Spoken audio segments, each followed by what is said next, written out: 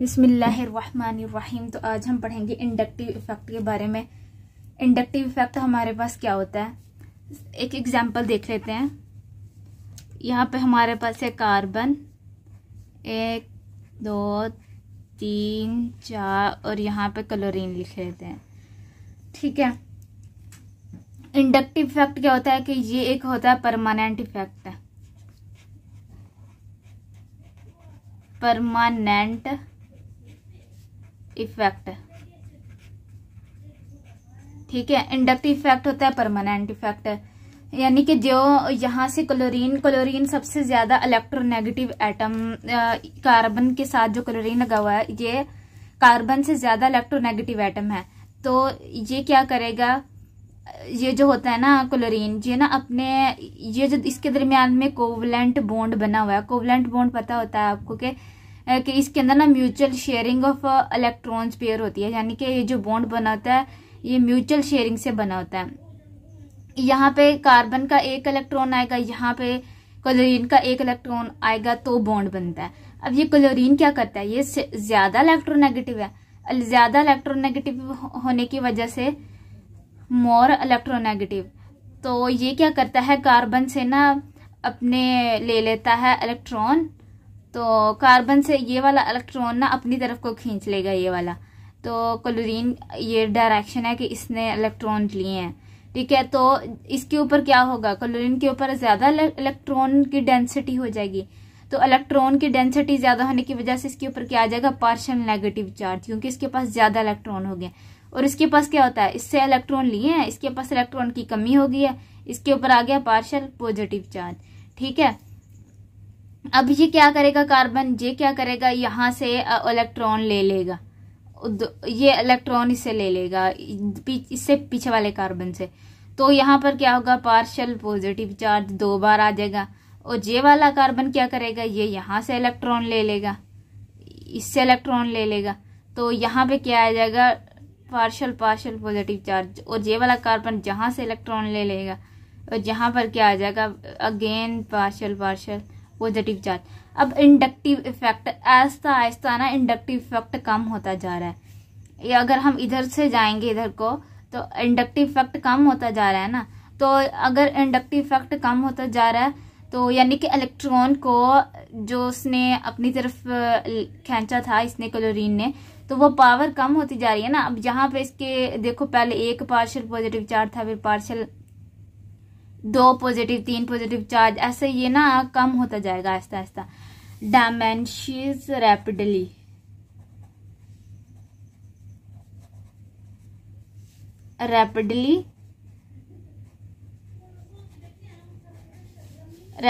क्या रैपिडली और डायमेंशियस होगा, इंडक्टिव इफेक्ट। ठीक है। जैसे जैसे क्लोरीन के साथ इसका डिस्टेंस कम होता जाएगा तो क्या होता जाएगा, इंडक्टिव इफेक्ट कम हो जाएगा। जैसे जैसे डिस्टेंस ज्यादा होगा इंडक्टिव इफेक्ट क्या होगा, कम होगा। इंडक्टिव इफेक्ट क्या होगा, कम होगा।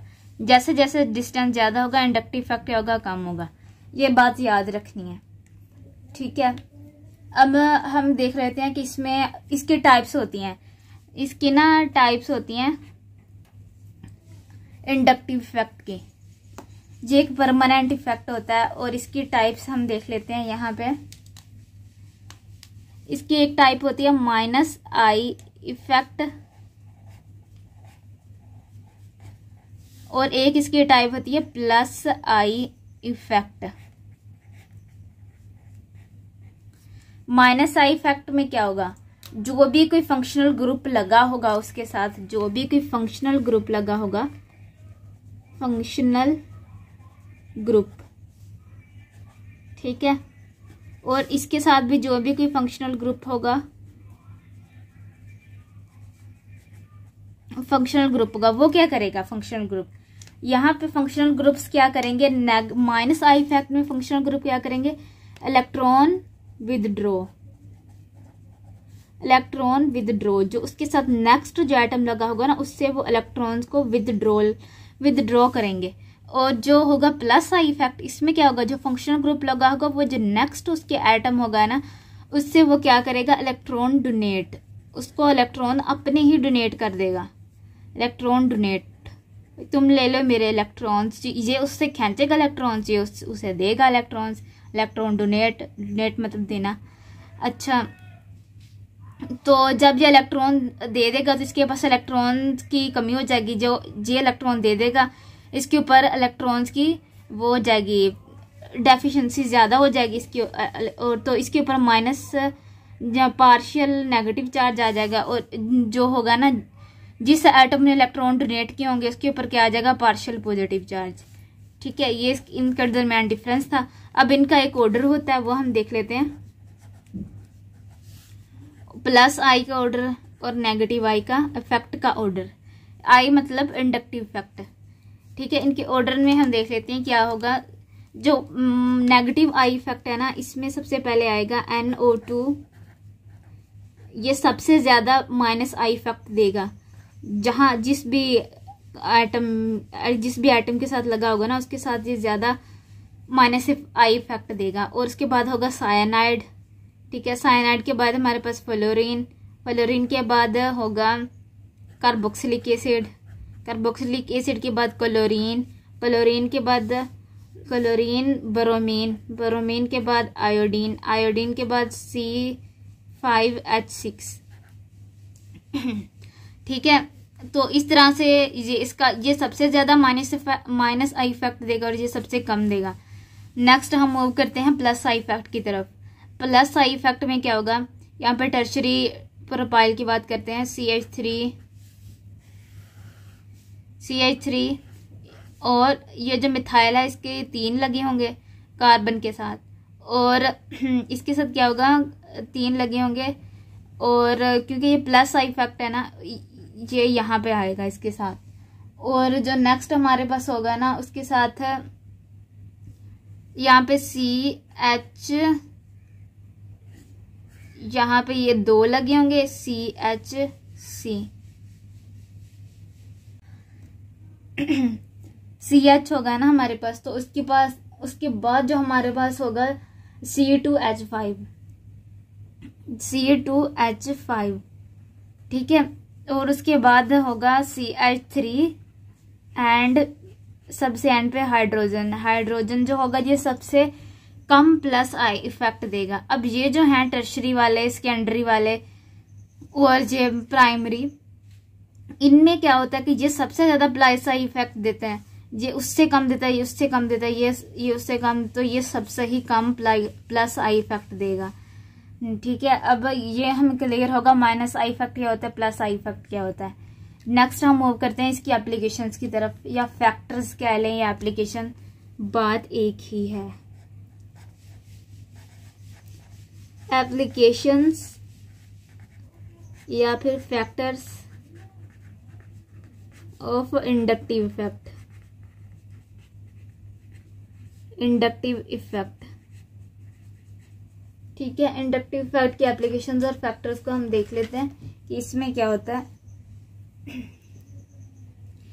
इंडक्टिव इफेक्ट को सबसे पहले तो हम यूज करते हैं इसमें रिएक्टिविटी ऑफ कंपाउंड। इसकी एप्लीकेशन फैक्टर्स और इंडक्टिव इफेक्ट ही देख लेते हैं। रिएक्टिविटी ऑफ कंपाउंड, इसमें अगर किसी भी कंपाउंड के साथ हैलोजेंस लगे हुए हैं, हैलोजेंस सबसे ज्यादा इलेक्ट्रोनेगेटिव होते हैं। ठीक है, उसमें जैसे क्लोरीन फ्लोरीन हो गया, तो ये क्या करेगा, जब इसका रिएक्शन होगा किसी भी कंपाउंड का, तो क्लोरीन क्या करेगा, अपने साथ वाले कार्बन से इलेक्ट्रॉन्स को ले लेगा, अपनी तरफ खींच लेगा। जब इलेक्ट्रॉन्स को अपनी तरफ खींच लेगा तो इसके ऊपर पार्शियल नेगेटिव चार्ज आ जाएगा, इसके ऊपर पार्शियल पॉजिटिव चार्ज आ जाएगा, क्योंकि इसके ऊपर इसने जे वाला अपने वाला तो इलेक्ट्रॉन्स लिया, अपने वाला तो इसके पास पहले था, जिसने दूसरे वाला भी इलेक्ट्रॉन्स ले लिया, तो इसके पास क्या हो गया, इलेक्ट्रॉन्स की डेंसिटी ज्यादा होगी, तो इसके ऊपर पार्शियल नेगेटिव होगा। इसके पास इलेक्ट्रॉन की डेंसिटी कम होगी, इसके पास पार्शियल पॉजिटिव हो गया। इसने क्या किया, अब इसने भी तो पूरी करनी है ना, अब इसने पीछे वाले कार्बन से जिसके बैक पे था उससे खींच लिया, तो अपना इलेक्ट्रॉनिक ले लिया। तो यहाँ पर क्या हुआ, 2 पार्शियल नेगेटिव पॉजिटिव चार्ज आ गए।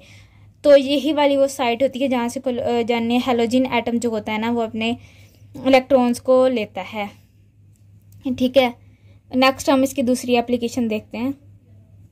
अब नेक्स्ट हम देखेंगे creation of dipole moment. CH3 और आयोडीन है, और इसमें CH3 Br की एग्जांपल ली है हमने, CH3 क्लोरीन की ली है, मिथाइल क्लोराइड की ली है।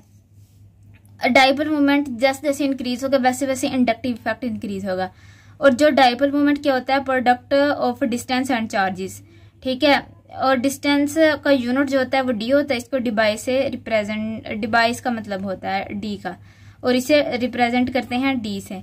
तो ये डी क्या है, ये डाइपोल का यूनिट है। डी इज इक्वल टू 1.64 इसका आयोडाइड का होगा, और डी इज इक्वल टू 1.79 और डी इज इक्वल टू 1.89, ठीक है, 83 होगा यहाँ पे 1.83। तो सबसे ज्यादा डाइपोल मोमेंट किसका है, इसका है। तो अगर इसका सबसे ज्यादा डाइपोल मोमेंट है तो इंडक्टिव इफेक्ट भी क्या होगा, इसका ज्यादा होगा, ठीक है। इंडक्टिव इफेक्ट किसका ज्यादा होगा, क्लोरीन का। अगर हम वैसे देखें इलेक्ट्रोनेगेटिविटी की बेस पे, तो भी तो इसका ही इंडक्टिव इफेक्ट ज्यादा आ रहा है ना, क्योंकि क्लोरीन ज्यादा इलेक्ट्रोनेगेटिव होता है, फिर ब्रोमीन होता है, फिर आयोडीन होता है। तो that's why methyl chloride is more methyl chloride is more electronegative and have a more inductive effect and also dipole moment increase। आगे नेक्स्ट हम मूव करते हैं उसके नेक्स्ट पॉइंट की तरफ। वो हम देखेंगे acidity of carboxylic acid.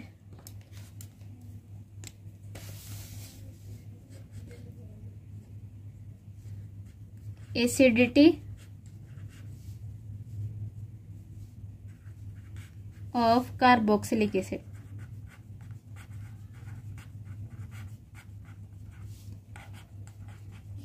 Carboxylic acid क्या होता है, उसका फॉर्मूला क्या है कार्बोक्सिलिक एसिड का,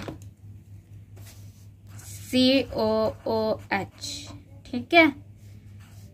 इसमें हम एसिडिटी को देखेंगे। अब कार्बोक्सिलिक एसिड की एसिडिटी, यहाँ पे तो इलेक्ट्रोनेगेटिव एटम लगा हुआ था, तो हमने इसकी सिंपली डाइपोल मोमेंट, यहाँ से हमने देखा डाइपोल मोमेंट जिसका ज्यादा होगा उसके इंडक्टिव इफेक्ट ज्यादा होगा।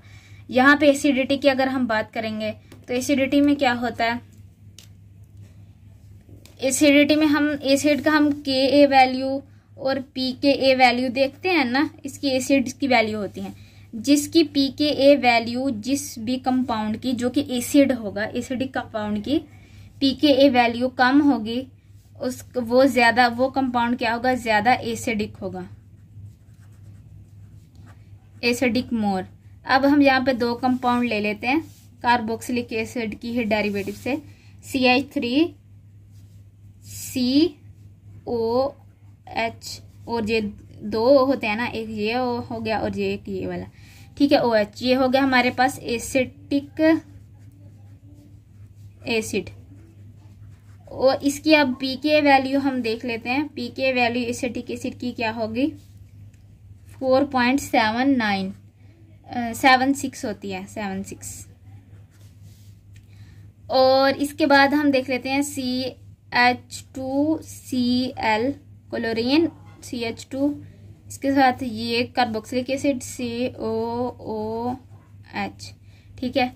अब यहाँ पे क्या हो रहा है, देखो यह हमारे पास ये CH3 है, ये CH3 जो है ना ये प्लस आई इफेक्ट है, क्योंकि ये प्लस आई इफेक्ट कोज कर रहा है, और जे वाला जो है ये क्या कर रहा है, नेगेटिव आई इफेक्ट कोज कर रहा है। जे अपनी तरफ इलेक्ट्रॉन्स को खींचेगा, ठीक है, प्लस आई इफेक्ट। और जहां पे ये इलेक्ट्रॉन्स डोनेट कर रहा है इसको, तो यहाँ पे इलेक्ट्रॉन्स की क्या होगी, डोनेशन होगी।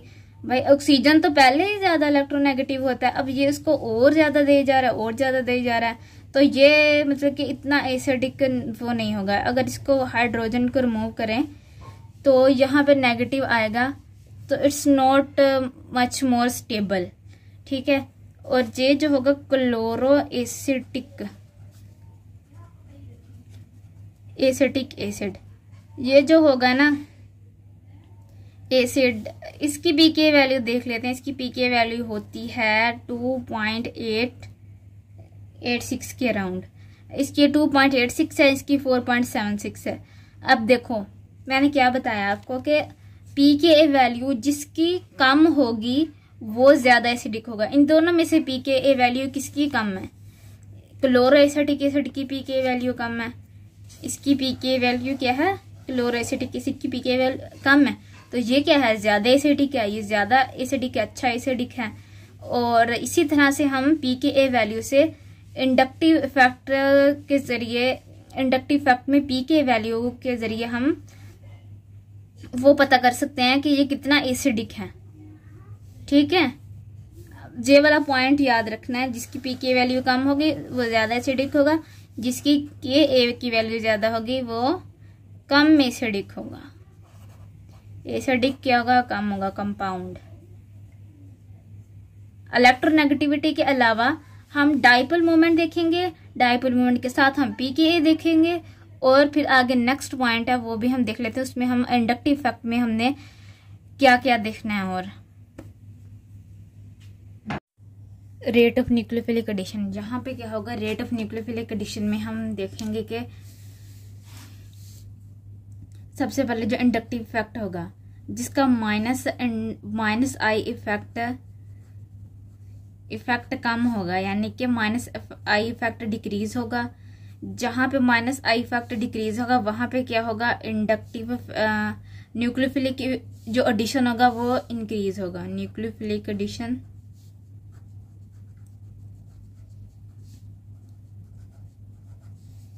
मिलिक एडिशन इंक्रीज, यानी कि हमारे पास क्या होगा? जहां पे जिस कंपाउंड में इंडक्टिव इफेक्ट कम होगा वहां पे न्यूक्लियोफिलिक एडिशन क्या होगा? ज्यादा होगा। तो इसी तरह से हम इसका रेट देख लेंगे कि न्यूक्लियोफिलिक एडिशन का रेट कैसे होगा। देखो CCl3 जो हमारे पास होता है ये सबसे ज्यादा होता है इसका, और इंडक्टिव इफेक्ट इसका ज्यादा होगा। इसके बाद इंडक्टिव इफेक्ट हम देखेंगे हाइड्रोजन का इसके बाद होगा, फिर उसके बाद होगा CH3 का, CH3 के बाद देन होगा यहाँ से इंडक्टिव इफेक्ट होगा। तो अब इसकी एग्जांपल देख लेते हैं कार्बोनिल कंपाउंड में। कार्बोनिल कंपाउंड में इन सबको लगा के कार्बोनिल कंपाउंड के साथ देखते हैं क्या होता है।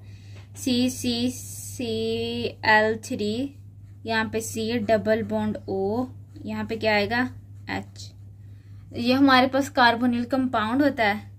ठीक है, यहाँ पे CCl3 लगा हुआ है तो इसका इंडक्टिव इफेक्ट हम देखेंगे। फिर उसके बाद हमारे पास कौन सा कंपाउंड आ जाएगा? हम ये वाला ले लेते हैं, formic acid, C double bond O hydrogen, and यहाँ पे हम लगा लेते हैं CH3, C double bond O, एक जगह पे CH3 और यहाँ पे हम H लगाएंगे।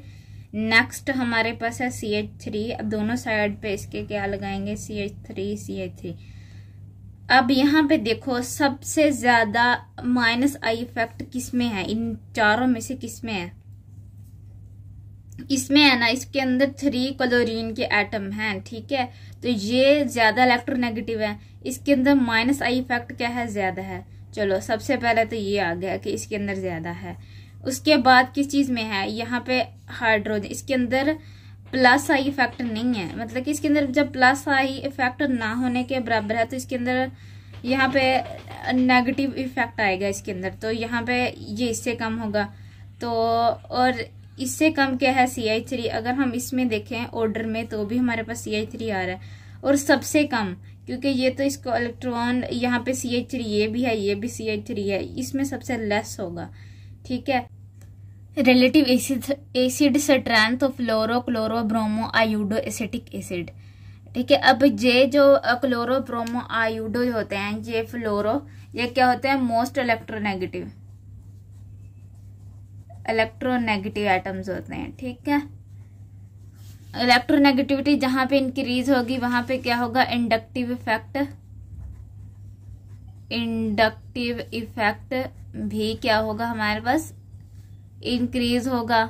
तो आप देख लेते हैं यहाँ पे एसिटिक एसिड के साथ हमने ये 3, 4, 5 एटम्स लगा के देखने हैं। सबसे पहले फ्लोरीन ले लेते हैं। जो होता है एसिटिक एसिड, इसका क्या फॉर्मूला होता है? CH3C double bond OH।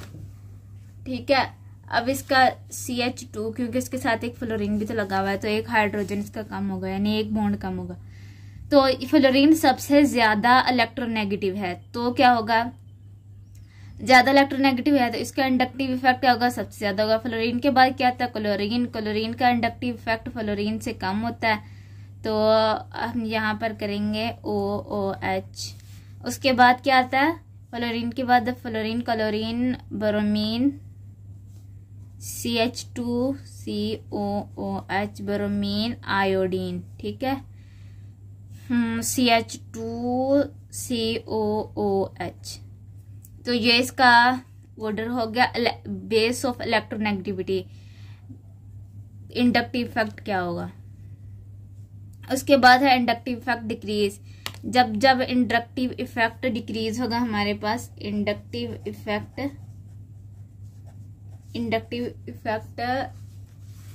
जो है हमारे पास डिक्रीज होगा। किस वजह से डिक्रीज होगा, इंडक्टिव इफेक्ट क्यों डिक्रीज होगा, क्योंकि जैसे जैसे डिस्टेंस ज्यादा होगा, वैसे वैसे इंडक्टिव इफेक्ट क्या होगा, डिक्रीज होगा, ठीक है। और जैसे यानी कि एक हम हैलोजन एटम ले लेते हैं, हैलोजन एटम से देखते हैं कार्बोक्सिलिक एसिड से ना के साथ उसका देखते हैं कि क्या होता है उसके अंदर। जैसे जैसे अब कैसे इंडक्टिव इफेक्ट इंक्रीज, डिस्टेंस के इंक्रीज होने के ये इंडक्टिव इफेक्ट डिक्रीज होगा, उसकी हम एग्जांपल देखते हैं क्या होगी। कार्बोक्सिलिक एसिड के साथ हमने क्या लेना है, हैलोजन। हैलोजन में हम ले लेते हैं क्लोरीन। सबसे पहले CH3 CH2 CH, यहाँ पे क्या आएगा, क्लोरीन। क्लोरीन के साथ क्या आएगा, कार्बोक्सिलिक एसिड COOH। यहाँ पे कार्बोक्सिलिक एसिड के बिल्कुल साथ क्लोरीन है, ठीक है। तो मतलब कि इसका डिस्टेंस बहुत कम है कार्बोक्सिलिक एसिड के साथ, तो इसका इंडक्टिव इफेक्ट क्या होगा, सबसे ज्यादा होगा, ठीक है। इसका इंडक्टिव इफेक्ट सबसे ज्यादा होगा। और अगर हम ये क्लोरीन को इस जगह पे ले आए, इस कार्बन की जगह पे इसको इधर ले जाएं, तो क्या होगा, CH3 CH, ये वाला इसके साथ आ गया क्लोरीन, यहाँ पे क्या आ गया, CH2 COOH। तो ये क्लोरीन की प्लेस क्या होगी, अब जहाँ CO डबल बॉन्ड OH से क्लोरीन दूर चला गया, तो इसका इंडक्टिव इफेक्ट उससे कम हो गया, डिक्रीज हो गया। अब इस क्लोरीन को उठा के इसकी जगह पे करना है CH3 CH और नहीं CH3 Cl CH2 CH2COOH, ठीक है। अब ये वाला क्लोरीन जो था यहाँ पे जो था वो यहाँ पे आ गया, अब COH से और ज्यादा उसका डिस्टेंस हो गया, तो इसका इंडक्टिव इफेक्ट और कम होता गया, क्योंकि हमने पीछे पढ़ा था कि जैसे जैसे जो इंडक्टिव इफेक्ट कम होता जाएगा तो वो एंड पे आएगा कि वो खत्म ही हो जाएगा। डिस्टेंस के ज्यादा होने से इंडक्टिव इफेक्ट खत्म ही हो जाता है। तो अब ये हम करेंगे CH3, अब क्लोरीन को नहीं ऐड करेंगे, CH2 एंड COOH, इसका इंडक्टिव इफेक्ट सबसे कम हो गया, ठीक है। अब आगे नेक्स्ट ये वाला पॉइंट समझ आ गया कि इंडक्टिव इफेक्ट के डिक्रीज होने से डिक्रीज क्यों होता है, कि डिस्टेंस इंक्रीज हो जाता है, और डिस्टेंस के इंक्रीज होने से हमारे पास इंडक्टिव इफेक्ट कम होता जाता है आहिस्ता आहिस्ता। अब हम देखेंगे acid strength of formic acid and acetic acid. सबसे पहले देख लेते हैं कि फॉर्मिक एसिड क्या होता है हमारे पास। फॉर्मिक एसिड होता है, हाइड्रोजन होता है एक जगह पे, उसके साथ क्या लगा होता है, C double bond OH, carboxylic acid. ये हमारे पास क्या है, फॉर्मिक एसिड। और हमारे पास क्या एसिटिक एसिड है, एसिटिक एसिड का फॉर्मूला है CH3 C double bond OH। Here is the acetic acid, formic acid and acetic acid. अब इन दोनों में से हम देखेंगे कि कौन ज्यादा एसिडिक है। ये वाला अगर ये ना इजीली प्रोटॉन अपना इसकी जो pKa वैल्यू होगी फॉर्मिक एसिड की, pKa वैल्यू देख लेते हैं हम। इसकी pKa वैल्यू होगी 4.79 और इसकी pKa वैल्यू होगी 3.7 7। नहीं रुको, इसकी पीके वैल्यू होगी यहाँ से, ये गलत हो गया, इसकी पीके वैल्यू होगी 3.77 और इसकी पीके वैल्यू होगी 4.79। ये वाला जो है इलेक्ट्रॉन डोनेटिंग है, ये वाला अपने इलेक्ट्रॉन इसको डोनेट करेगा, ठीक है, ऑक्सीजन को इलेक्ट्रॉन डोनेट करेगा यहाँ पे। तो यहाँ पे इसके पास पहले ऑक्सीजन के पास इलेक्ट्रॉन्स हैं, इसको इलेक्ट्रॉन देने की जरूरत ही नहीं है, इसने और दे दिया तो ये अनस्टेबल हो गया। वैसे भी इसकी पीके वैल्यू क्या है, ज्यादा है, तो इसका मतलब ये लेस एसिडिक है, इसकी एसिडिक स्ट्रेंथ लेस है। जिसकी पीके वैल्यू ज्यादा होगी वो क्या होगा, एसिडिक क्या होगा, कम होगा, वो एसिडिक क्या होगा, कम होगा। अब इसकी पीके वैल्यू क्या है, इसकी पीके वैल्यू कम है एज कंपेयर टू दिस, तो ये इसके कंपैरिजन में ये ज्यादा एसिडिक होगा, ठीक है। तो और ये अपना इजीली प्रोटॉन लूज कर देगा यहाँ पे, और ये जो है ना इजीली प्रोटॉन अपना लॉस नहीं करेगा। इसकी एसिडिक स्ट्रेंथ का हमें पता चल गया। अब नेक्स्ट मूव करते हैं, बेसिक स्ट्रेंथ ऑफ इमाइंस। इमाइंस हमारे पास क्या होता है, NH, यानी कि जो अमोनिया होता है ना उसके डेरिवेटिव्स वगैरह जो होते हैं, उसमें नाइट्रोजन जो होगा अगर उसके साथ यानी कि ऐसे होगा ना NR, प्राइमरी, टर्शरी, सेकेंडरी और प्राइमरी इमाइंस, इनके दरमियान में हम देखेंगे बेसिक स्ट्रेंथ को R2, ठीक है। ये सबसे इसके साथ ज़्यादा CH3 लगे होंगे, है ना, तो इसके तो ये ज़्यादा प्लस आई इफेक्ट देगा, प्लस आई इफेक्ट। CH3 क्या देता है, प्लस आई इफेक्ट देता है, तो इसके अंदर बेसिसिटी सबसे ज़्यादा होगी। इसके अंदर 2 लगे हुए हैं CH3, तो ये प्लस आई इफेक्ट भी 2 इससे कम देगा, तो ये इससे कम होगा बेसिक, और ये सबसे कम बेसिक हो क्योंकि इसके अंदर 1 प्लस आई है। स्टेबिलिटी ऑफ कार्बोकेटाइंस को हम देख लेते हैं। स्टेबिलिटी ऑफ कार्बोकेटाइंस मतलब कि हमारे पास ये कार्बन के ऊपर पॉजिटिव चार्ज होता है कार्बोकेटाइन जब बनता है ना, तो यहाँ पे देखिए अगर हम स्टेबिलिटी देखनी है कौन सा कार्बोकेटाइन सबसे ज़्यादा स्टेबल होगा, यहाँ पे ये जो CH3 है, CH3 जिसके साथ कार्बन के साथ 3 CH लगे हों, 3 मिथाइल ग्रुप लगा हो, 3 तो टर्शरी होगा ना वो, तो उसके ऊपर यहाँ पे टर्शरी होगा, और ये वाला नहीं आएगा, 1 2 3 लगे होने चाहिए, ठीक है। और एक इसके अंदर टर्शरी होगा, तो ये यहाँ पे जो चार्ज की डिस्ट्रीब्यूशन होगी ना वो ज़्यादा हो रही होगी, क्योंकि यहाँ पे 3 मिथाइल लगे हुए हैं, चार्ज की डिस्ट्रीब्यूशन भी ज़्यादा होगी। तो ये जिसके अंदर चार्ज की डिस्ट्रीब्यूशन ज़्यादा होती है कार्बोकेटाइन के अंदर, वो क्या होता है, स्टेबल होता है। इसके अंदर 2 लगे हुए हैं, इसके अंदर चार्ज की डिस्ट्रीब्यूशन इससे कम होगी, इसके अंदर है ही 1, तो इसके अंदर स्टेबिलिटी सबसे कम होगी। Reactivity of टोलीन, benzene and nitrobenzene, जब एरोमेटिक सब्स्टिट्यूशन की से हम देखेंगे कि इनकी रिएक्टिविटी क्या होगी एरोमेटिक सब्स्टिट्यूशन रिएक्शन के लिहाज से। एरोमेटिक सब्स्टिट्यूशन में क्या होता है, न्यूक्लियोफाइल या इलेक्ट्रोफाइल अटैक करता है। तो अगर हम यहाँ पे देखें CH3 को, CH3 होता है टोलिन, ये CH3 क्या करेगा, अपने इलेक्ट्रॉन डोनेट करेगा, ठीक है, इलेक्ट्रॉन डोनेट करेगा, इस पर क्या आ जाएगा, पार्शियल पॉजिटिव चार्ज, और इस पर क्या आ जाएगा, पार्शियल नेगेटिव चार्ज, ठीक है। जब ये इसके ऊपर पार्शियल नेगेटिव चार्ज आ जाएगा तो जो भी हमारे पास इलेक्ट्रोफाइल होगा, ये जो भी आएगा इसके ऊपर अटैक करेगा पॉजिटिव वाला, तो इसके ऊपर अटैक करेगा, तो ये पार्शियल नेगेटिव है, ये पॉजिटिव है, ये रिएक्शन होगा, और ये सबसे ज़्यादा रिएक्टिव होगा, मोर रिएक्टिव, ठीक है। अब नाइट्रो तो यहाँ ये रिएक्टिव करवाता है बेंजीन को, लेकिन यहाँ पे क्या करता है, नाइट्रो जो था ना NO2, ये अपने इलेक्ट्रॉन्स इसको डोनेट करेगा, नहीं यहाँ से इलेक्ट्रॉन, बेंजीन से इलेक्ट्रॉन लेगा ये, तो इसका एरो ऊपर को जाएगा, इसका एरो नीचे को आएगा क्योंकि ये इलेक्ट्रॉन डोनेट कर रहा है, और इसका एरो ऊपर को जाएगा क्योंकि ये बेंजीन से इलेक्ट्रॉन ले रहा है, ठीक है, इलेक्ट्रॉन विदड्रॉ कर रहा है। अब इलेक्ट्रॉन विदड्रॉ हो रहे हैं, तो इसके ऊपर क्या आएगा, पार्शियल नेगेटिव चार्ज, और इसके ऊपर क्या आएगा, पार्शियल पॉजिटिव चार्ज, बेंजीन की रिंग के ऊपर। अब जो हमारे पास इलेक्ट्रोफाइल आएगा जिसके ऊपर पहले से पॉजिटिव चार्ज है, तो वो आके इसके ऊपर जब अटैक करेगा बेंजीन की रिंग के ऊपर, तो इसके ऊपर पहले से पॉजिटिव चार्ज है, तो वो यहाँ पर क्या हो जाएगी, रिपल्शन हो जाएगी, जिसकी वजह से रिएक्टिविटी कम हो जाएगी। और बेंजीन के पास हमारे पास पॉजिटिव चार्ज होता है, और जहाँ से जो भी आएगा उसके अंदर, तो इनकी कंपैरिजन में CH3 की रिएक्टिविटी बेंजीन की कंपैरिजन में ज़्यादा होती है, और इसकी रिएक्टिविटी बेंजीन की कंपैरिजन में इसकी ज़्यादा होती है। अगर इन दोनों की रिएक्टिविटी देखें तो ये ज़्यादा रिएक्टिव होगा as compare to this. Next move करते हैं हम।